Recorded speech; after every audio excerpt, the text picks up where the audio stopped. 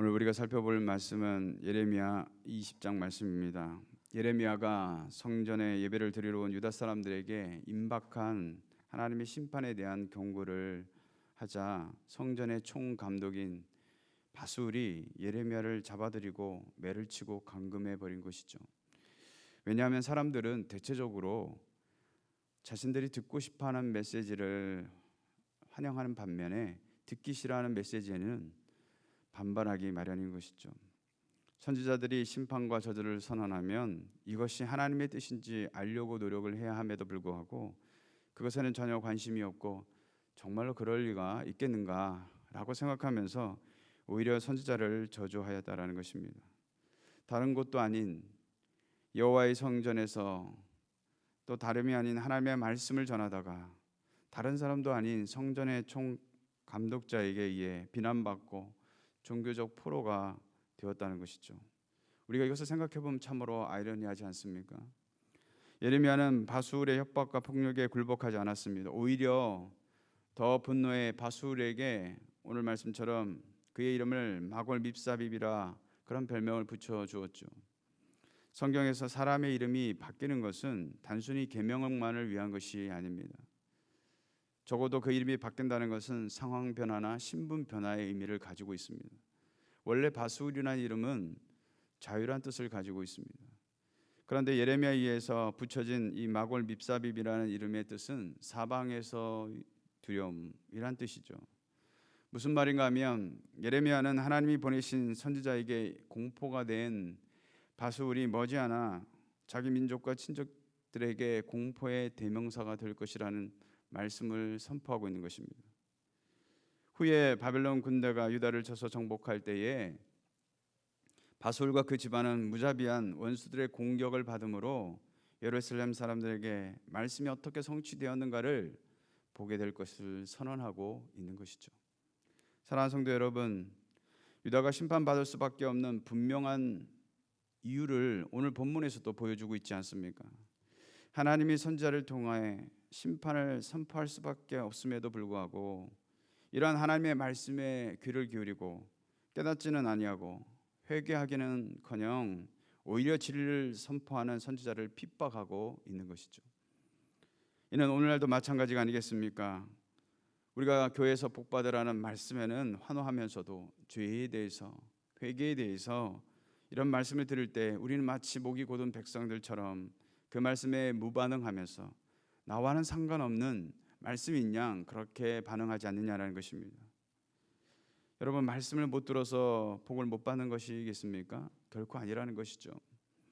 말씀처럼 살지 못하고 뭔가 문제가 있으니까 복이 안 되는 것이고 그 심각한 문제를 진단하고 풀어가야 함에도 불구하고 이 과정은 듣고 싶지 않아 하면서 오직 복 얘기만 한다면 그것이 무슨 의미가 있겠느냐라는 것입니다.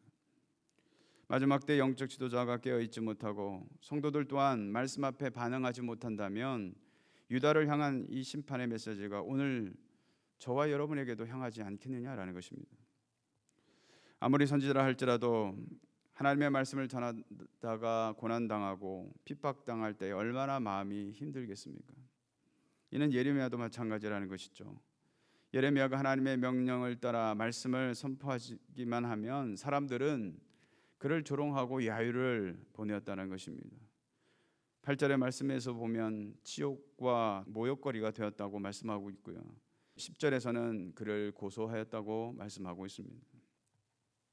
이런 상황에 불구하고 하나님의 침묵의 화가 치밀대로 치민 이 선자는 하나님이 참으로 원망스럽지 않겠습니까? 그래서 하나님의 말씀을 선포하지 않겠다고 결단하게 되는데 그 마음속에 그럼에도 불구하고 불붙는 마음으로 전하지 않고는 견딜 수 없게 되더라는 것이죠. 9절 말씀입니다. 내가 다시는 여호와를 선포하지 아니하며 그의 이름으로 말하지 아니하리라 하면 나의 마음이 불붙는 것 같아서 골수에 사무치니 답답하여 견딜 수 없나이다. 유대교 전통에서 여호와의 말씀은 흔히 타오르는 불의 비유가 됩니다. 예수님께서 부활하신 후에 엠마오로 가는 제자들에게 말씀을 풀어주셨을 때에 그들의 마음이 뜨거워졌던 것을 우리는 기억합니다. 감리교의 창시자인 존 웨슬리가 어느 모임에서 말씀을 읽던 중에 마음이 뜨거워졌던 것처럼 아무리 열악하고 복음에 대한 거센 저항이 있다고 하여도 하나님의 말씀 앞에 그 마음이 뜨거워졌던 심령은 막을 수가 없다라는 것이죠. 이는 복음을 전하는 마음도 마찬가지입니다. 복음을 전하지 않고는 견딜 수 없는 마음이 아니겠습니까? 그것이 비록 시대를 향하여서 심판의 메시지를 전한다 할지라도 하나님의 말씀을 전하지 않고는 견딜 수 없는 마음인 것이죠. 이것이 사명자의 마음이요, 주님의 마지막 명령을 위임받은 저와 여러분의 마음이 되어야 될 줄로 믿습니다. 이렇게 예레미야 마음이 불부터 견딜 수 없다가도 또 한편으로는 낙심되고 비관적이었던 것은 어려운 때 위로와 도움이 되어야 할 친한 벗들마저도 그가 죽기를 바랐다는 사실이죠. 그가 믿고 의지했던 사람들조차 그의 메시지에 거부감을 갖고 박해하는 일에 가담했다는 것이죠. 10절에 내 친한 벗이란 말이 나오는데 이 말의 문자적 뜻은 나의 평화의 사람이란 뜻입니다. 지금까지 예레미야와 평화로운 관계를 맺어왔던 사람들, 서로 이해하고 신뢰했던 사람들이라는 뜻인데 이들은 평화로운 존재, 평화를 말하는 사람들이었으나 정작 예레미야가 어려울 때 평화를 주지 못하고 오히려 테러를 가한 사람들이 되고 말았다는 것이죠. 그들이 아무리 예레미야의 친구였다고 해도 하나님의 말씀을 듣고 분별하지 못한다면 하나님의 편에 서지 못한다는 것이죠. 여러분, 말씀을 듣고 반응할 때에 그 말씀을 수용하느냐 그렇지 않느냐, 이 두 가지지 중간지대는 없다는 것입니다. 여호와의 편에 서 있지 않는다면 여호와를 대적하는 자리에 있는 것이죠. 그가 비록 내 부모여 형제라 할지라도 마찬가지입니다. 여러분, 마태복음 12장에서 예수님이 누가 내 형제냐라는 그 질문 앞에 주님이 뭐라고 말씀하셨습니까? 누구든지 하늘에 계신 내 아버지의 뜻대로 하는 자가 내 형제요 자매요 어머니이니라 라고 말씀하셨습니다. 예수의 사랑을 말하는 자가 아니라 그 사랑을 실천하며 전하는 자야말로 진정한 주님의 자녀가 되지 않겠느냐라는 것입니다. 예레미야 역시 선지자 이전의 사람이죠. 고난당하고 핍박당하면 낙심되고 두려움도 찾아올 수 있는 것입니다. 그러나 그에게 다른 점이 있다면 무엇일까요? 비록 고통스러운 상황이 찾아온다 할지라도 두려워하여 물러서거나 피하지 않는다는 것입니다. 왜 그렇습니까?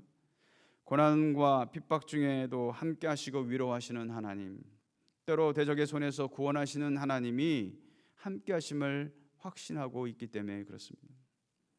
비록 핍박 가운데 있다고 할지라도 하나님을 향한 신뢰가 무너지지 않고 그 믿음이 흔들리지 않기에 또다시 말씀을 대할 때에 금방 회복되지 않겠습니까? 그 마음에 성령께서 새 힘을 주지 않겠느냐 하는 것입니다. 사랑하는 성도 여러분, 점점 세상은 복음 전하기 힘든 세상이 되고 있습니다. 여러분, 적은 멀리 있는 것이 아니죠. 때로는 불신자들이 방해하는 것이 아닙니다. 오히려 적은 가까이에 있다고 볼 수 있는 것이죠. 어쩌면 교회 안에 성도들이 하나님의 복음을 막고 있는 일들이 일어날 수도 있습니다. 가까이 있는 그들이 뭐라고 하는가 들어보면 형편이 그런데 어떻게 말씀대로 다 사냐. 한편으로 일리가 있는 말 같죠.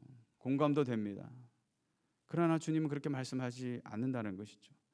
기독교가 지금 상황처럼 부정적인 상황에서 꼭 그렇게 전도해야 되느냐?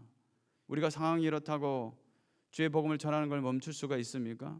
그렇지 않다라는 것이죠. 그러나 저와 여러분에게 주신 복음의 사명은 결코 포기할 수가 없는 것입니다. 왜냐하면 예레미야의 불붙는 마음이 오늘 이 시대를 사는 저와 여러분에게 동일하게 불붙게 하고 계시기 때문에 그렇습니다. 그러므로 오늘 내가 서 있는 삶의 현장에서 이 세상을 여러분 바라보십시오. 멸망을 향해 달려가는 이 세상을 향해서 온전히 주의 복음을 증거함으로 한 생명 살리는 일에 비록 핍박이 올지라도 넉넉하게 이겨내며 증거하는 저와 여러분 되시기를 주님의 이름으로 축원드리겠습니다.